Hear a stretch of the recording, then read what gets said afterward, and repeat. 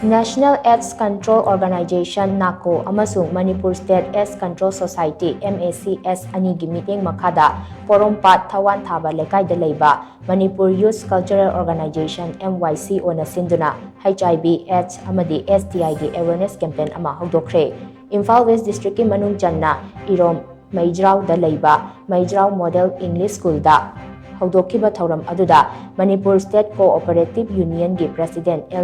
TOMTV amasung Maidraw Model English School gi founder